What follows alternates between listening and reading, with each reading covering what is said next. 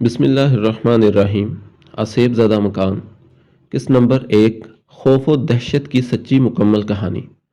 جیسے ہی اس نے کچن کی دہلیز پر قدم رکھا وہ ٹھٹک کر رک گئی۔ سامنے چولہے کے پاس کوئی عجیب سی چیز پڑی تھی۔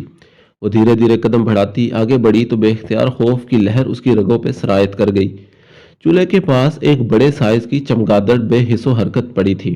وہ الٹے قدموں واپس کچن کی دہلیز پہ آئی، ایک ہاتھ سینے پہ رکھا اور اسے دیکھنے لگی۔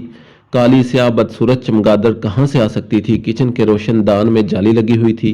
کچن سے باہر نکل کر اس نے ہر طرف کا جائزہ لیا۔ تمام کھڑکیاں اور روشن دان جالیوں سے پر تھے۔ تو یہ چمگادڑ! نسرین خالہ، خالہ! وہ چلائی۔ چہرے پر خوف اور حیرت کے تاثرات تھے۔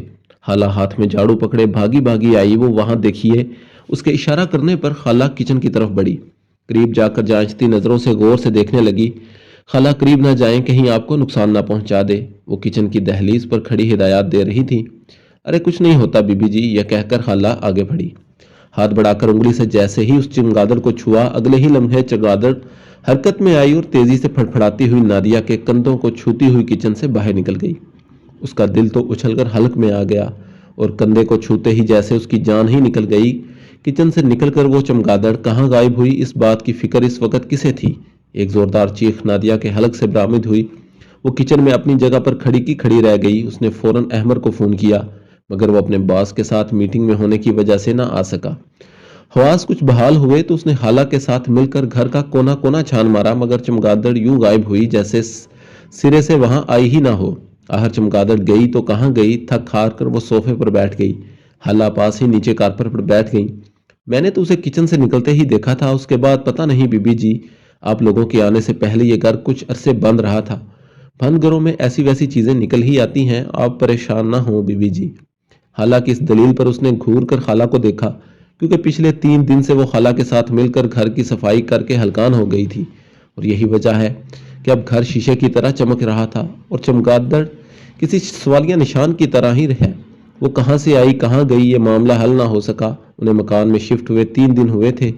لاہور اندرون شہر کے ایک محلے میں انہیں یہ مکان کافی سستے داموں مل گیا تھا۔ ابھی انہیں مکان میں آئے 1 ہی دن ہوا تھا، اگلے دن صبح صبح بیرونی دروازے کی گھنٹی بجی اور دروازہ زور زور سے بجایا جانے لگا۔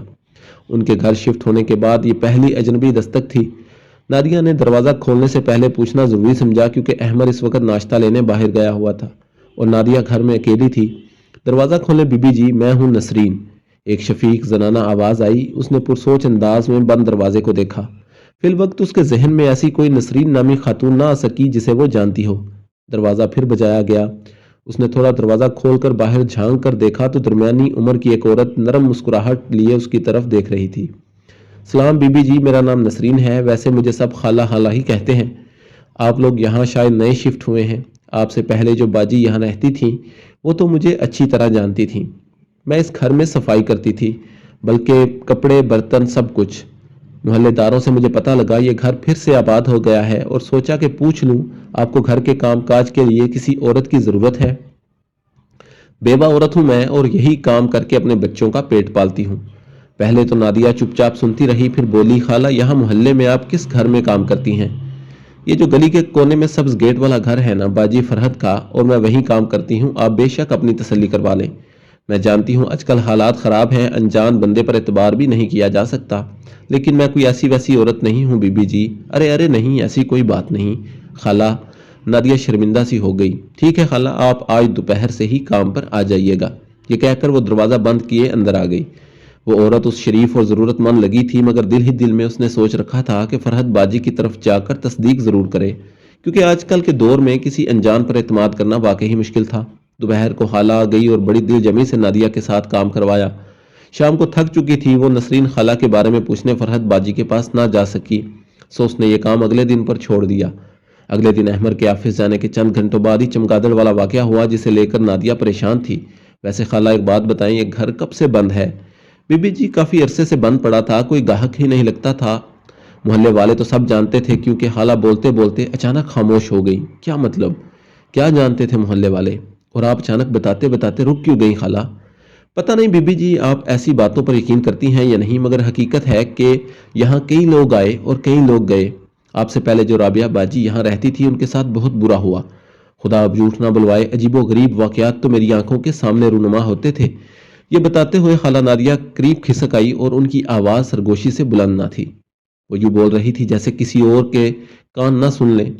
نادیہ تو دہل کر رہ گئی۔ کیا خالہ، لوگ کہتے ہیں یہ گھر اسیب زدہ ہے، یہاں کوئی زیادہ دن نہیں ٹکتا، بڑے بڑے نقصان اٹھائے ہیں لوگوں نے جو یہاں رہ کر گئے۔ میں تو خود اپنی آنکھوں سے دیکھا تھا رابعہ باجی نے اپنے تینوں بچے کھو دیے۔ بیچارے رابعہ، مجھے تو بہت ترس آتا تھا ان کی حالت پر، نیم پاگل سی ہو گئی تھی رابعہ باجی۔ یقیناً یہ گھر آپ کو بڑے سستے داموں ملا ہوگا۔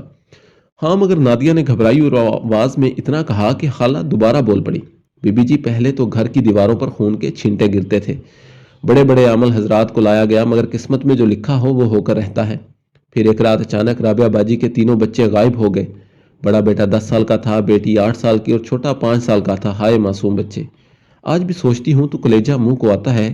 کیا مطلب؟ کیا راتوں رات تینوں بچے گھر سے غائب ہو گئے؟ نادیہ نے تو اپنے سینے پر ہاتھ رکھ لیا اور خوف سے ڈر گئی۔ بی بی جی، صبح اٹھ کر دونوں میاں بیوی انہیں پاگلوں کی طرح ڈھونڈا، پورا گھر چھان مارا، مگر بچے کہیں نہ ملے۔ لیکن گھر کے پچھلے صحن کا نقشہ ہی کچھ اور تھا۔ صحن میں ایک قطار میں 3 قبریں بنی ہوئی تھیں۔ ہائے نہیں! نادیہ کے منہ سے بے اختیار چیخ نکلی۔ بی بی جی آگے تو سنیں۔ رابعہ باجی تو خوف سے وہیں بے ہوش ہو گئی۔ ان کے شوہر نے پاگلوں کی طرح آگے بڑھ کر قبریں کھود ڈالی۔ ان کے تینوں بچے قبروں میں مردہ حالت میں پڑے تھے۔ اف، کیا قیامت تھی جو ان دونوں پر ٹوٹ پڑی! خدا ایسا کسی دشمن کے ساتھ بھی نہ کرے، خالہ نے کانوں کو ہاتھ لگا کر کہا۔ نادیہ کی تو بری حالت تھی۔ نادیہ نے زندگی میں پہلی بار بے اولاد ہونے پر شکر ادا کیا۔ بس بی بی جی، سنا ہے کوئی ایسا زبردست اسیب ہے کہ یہاں کسی کو بسنے نہیں دیتا۔ اس گھر میں جو بھی رہا برباد ہوا، خدا آپ لوگوں کی حفاظت کرے۔ سکڑی سمٹی بیٹھی نادیہ سانس روکے آنکھیں پھاڑے غور سے خالہ کی بات سن رہی تھی۔ بی بی جی، جب بچوں کا پوسٹ مارٹم کروایا گیا تو بات سامنے آئی بچوں کی موت دم گھٹنے سے ہوئی ہے۔ او میرے خدا، تو کیا بچوں کو زندہ قبر میں گاڑ دیا گیا تھا؟ ہاں جی، سب یہی کہتے ہیں۔ اور بچوں کی المناک موت سے ایک دن پہلے میں رابعہ باجی کے کمرے میں جو منظر دیکھا تو میری جان نکل گئی۔ خالہ، کیا دیکھا آپ نے؟ ایک صبح میں صفائی کرنے بیڈ روم میں گئی تو دیکھتی ہوں عین بستر کے درمیان ایک کالا سر کٹا کتا پڑا ہے اور پورے بیڈ پر کالا خون پھیلا ہوا تھا۔ میں الٹے قدموں واپس بھاگی۔ رابعہ باجی اس وقت کچن میں تھیں۔ خالہ ابھی بات کر رہی تھی کہ بیرونی دروازے کی گھنٹی بجی۔ گھنٹی بجانے کا مخصوص سٹائل احمر کا تھا۔ احمر آ گئے، نادیہ کے منہ سے بے اختیار نکلا۔ میں کھولتی ہوں دروازہ؟ نہیں خالہ، میں خود کھولتی ہوں، بلکہ ہم دونوں اکٹھے چلتے ہیں۔ خوف کے مارے نادیہ جلدی سے اٹھ کھڑی ہوئی، کیونکہ اب 2 منٹ بھی اکیلے رہنا اس کے لیے مشکل تھا۔ احمر کے آنے پر نادیہ نے خالہ کو چھٹی دے دی اور خود احمر کے لیے کمرے میں آ گئی۔ احمر، ہم سے بڑی غلطی ہو گئی جو ہم نے یہ گھر خرید لیا۔ ارے یار نادیہ، کیا ہو گیا ہے تمہیں؟ ایک چمگادڑ کو لے کر اتنا سیریس ہو رہی ہو؟ میں بھی بھاگم بھاگ آیا آفس سے، کیا پتہ نہیں محترمہ صاحبہ کو کیا ہو گیا ہو۔ نہیں احمر، یہ بات نہیں ہے۔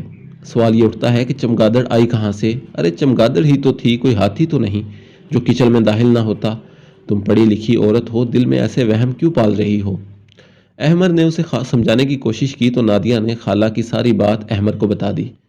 ارے یہ پاگل خالہ تمہیں حوصلہ دینے کی بجائے ڈراتی رہی ہے کیا؟ عجیب جاہل عورت ہے۔ وہ غصے سے بولا، مجھے سمجھ نہیں آ رہی کہ تم ان ان پڑھ جاہل عورت کی بات پر یقین کیسے کر لیا؟ احمر، میں مانتی ہوں کہ وہ ان پڑھ ہے، لیکن اس نے مجھے بڑا حوصلہ دیا۔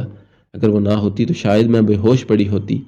خالہ کی موجودگی سے مجھے بڑا سکون ملا اور میرا دل کہتا ہے کہ خالہ باتیں جھوٹی نہیں کر رہی۔ جاری ہے۔